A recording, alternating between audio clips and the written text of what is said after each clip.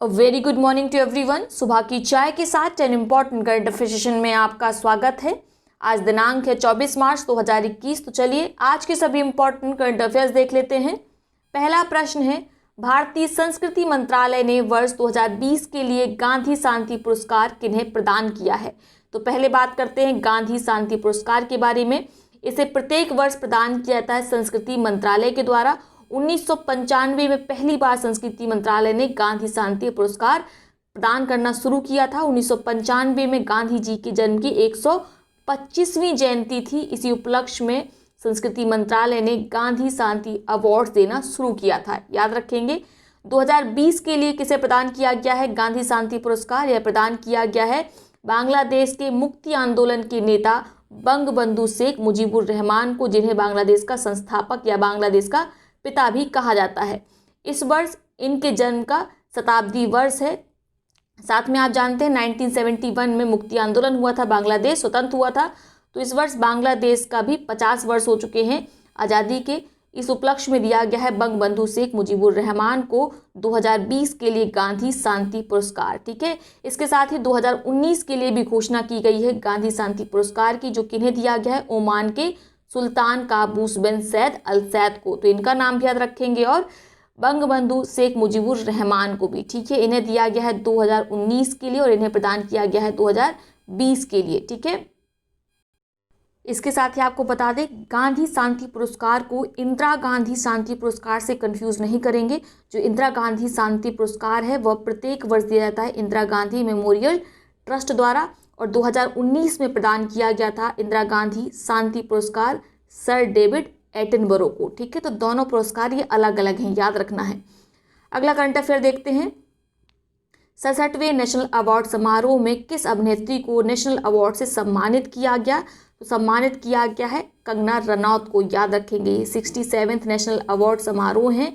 इसमें best actress का award मिला है कंगना रनौत को, वहीं बेस्ट एक्टर का अवार्ड किसे मिला है? आप जानते हैं मनोज बाजपेयी को, और साउथ के एक्टर धनुष को। ठीक है, तो दोनों नाम याद रखेंगे। साथ में बेस्ट फिल्म अवार्ड किसे दिया गया है? छिछोरे को, याद रखेंगे। अगला प्रश्न देखते हैं। वरिष्ठ आईएएस शैलेंद्र जोशी की पहली हिंदी किताब एक प्रतिध्वनि जन केंद्रित शासन का विमोचन किसके द्वारा किया गया? तो बुक इतनी इंपॉर्टेंट नहीं है, लेकिन बुक देकर आपको पूछा जा सकता है कि इसका विमोचन किसने किया है। तो आपको याद रखना है एक प्रतिध्वनि जन केंद्रित शासन, जो किताब लिखी गई है शैलेंद्र जोशी के द्वारा, जो वरिष्ठ आईएएस हैं। इस किताब का विमोचन किया गया है केंद्रीय मंत्री राजनाथ सिंह के द्वारा।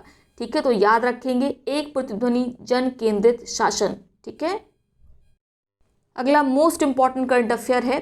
कौन सा फुटबॉलर फ्रेंच लीग 1 में 100 गोल करने वाला दुनिया का सबसे युवा फुटबॉलर बन गया है? तो इनका नाम है काइलियान एम्बापे। ठीक है, ये मात्र 22 साल के और उन्होंने 100 गोल करके सबसे युवा फुटबॉलर का खिताब जीत लिया है। इन्होंने रिकॉर्ड तोड़ा है हेरवे रिवेली का। ठीक है, इनका 52 साल पुराना रिकॉर्ड तोड़ा है काइलियान एम्बापे ने। तो याद रखेंगे, मोस्ट इंपॉर्टेंट है। क्लियर हो गया।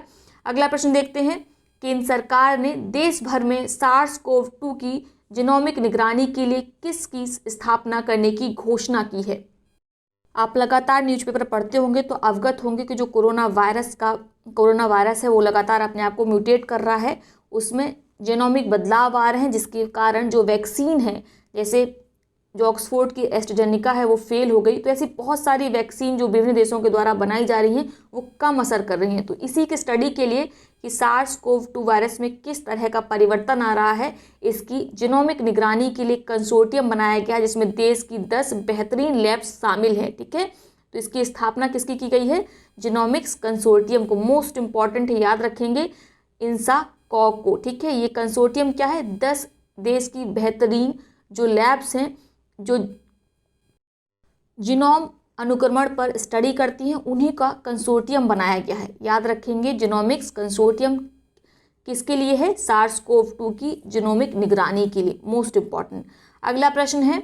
आज दिनांक 24 मार्च को विश्व भर में किस दिवस के रूप में मनाया जाता है? तो आज है 24 मार्च और प्रत्येक वर्ष इसे मनाया जाता है विश्व टीबी दिवस के द्वारा। WHO ने इसको मनाने की घोषणा की थी। ठीक है, इस वर्ष की थीम क्या है? थीम याद रखेंगे, द क्लॉक इज टिकिंग।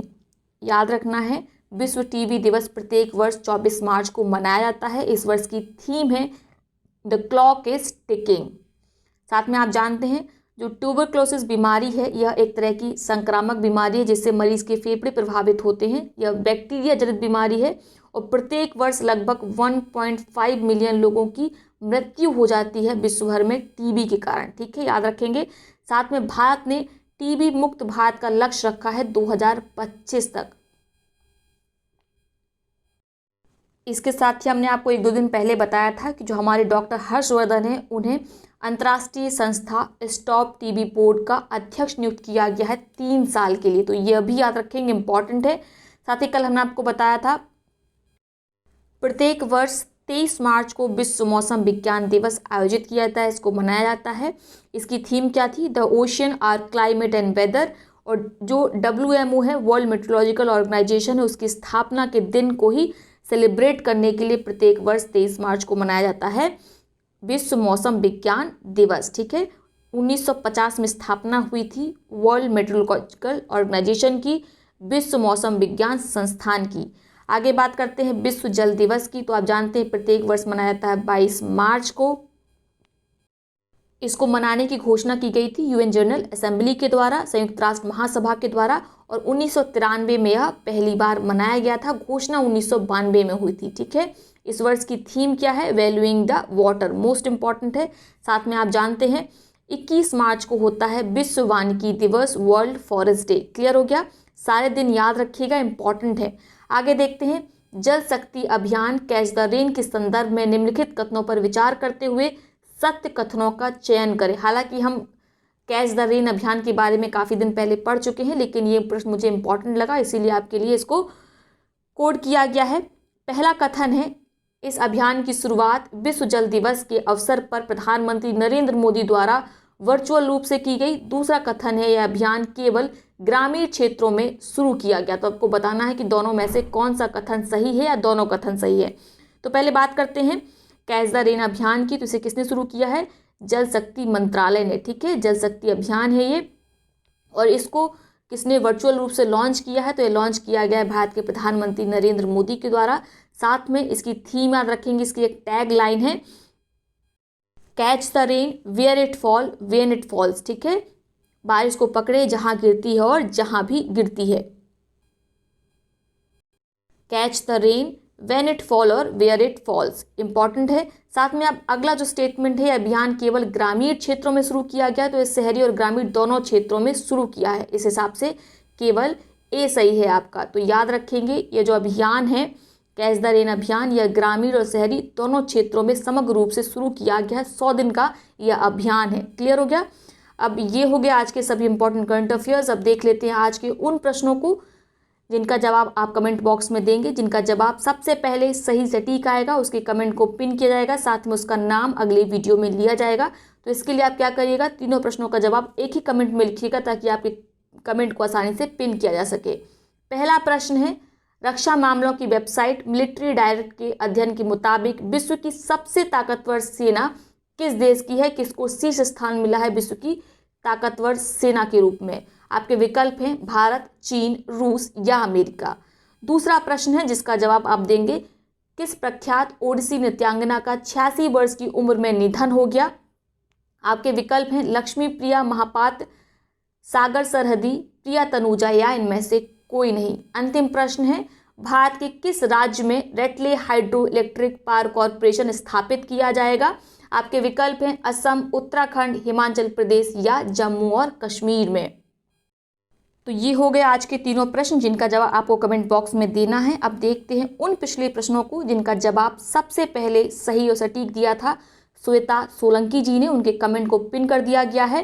पहला प्रश्न था, सरकारी कंपनी EESL की शाखा कन्वर्जेंस एनर्जी सर्विसेज लिमिटेड ने ग्रामीण परिवारों को 10 रुपये में LED बल्ब उपलब्ध करवाने के लिए किस योजना को शुरू किया है? तो 10 रुपये में LED बल्ब उपलब्ध कराए जाएंगे। इस योजना का नाम है ग्राम उजाला योजना। ठीक है, इसको सबसे पहले शुरू किया गया है बिहार में। ये याद रखिएगा, बिहार के आरा जिले में इसको शुरू किया गया है। ठीक है, अगला प्रश्न है, संयुक्त राष्ट्र द्वारा प्रायोजित वर्ल्ड हैप्पीनेस रिपोर्ट में भारत को कौन सा स्थान प्राप्त हुआ है? तो पहले बात करते हैं वर्ल्ड हैप्पीनेस रिपोर्ट को। यह जारी की जाती है जिस दिन होता है वर्ल्ड हैप्पीनेस डे, यानी 20 मार्च को। ठीक है, किसके द्वारा जारी की जाती है? UNSDSN के द्वारा। और इसमें जो शीर्ष स्थान मिला है वह मिला है फिनलैंड को। भारत की रैंक 139 है आउट ऑफ 149। याद हो गया। अगला प्रश्न था, तंजानिया देश की पहली महिला राष्ट्रपति के रूप में किसने शपथ ली है? तो तंजानिया देश की पहली महिला राष्ट्रपति हैं सामिया सुलुहु। मोस्ट इंपॉर्टेंट है, इनका नाम याद रखेंगे। जो काजा कलास है ये एस्टोनिया की पहली महिला प्रधानमंत्री हैं। मेटे फेडरिक्सन ये डेनमार्क की महिला प्रधानमंत्री हैं। ठीक है, तो इनका नाम भी आप याद रख सकते हैं। तो ये हैं आज के सभी important current affairs. I hope video आपको पसंद आया होगा। वीडियो को लाइक करें, साथ ही अपने मित्र सहपाठियों के साथ इसे शेयर करना बिल्कुल ना भूलें। बहुत बहुत धन्यवाद।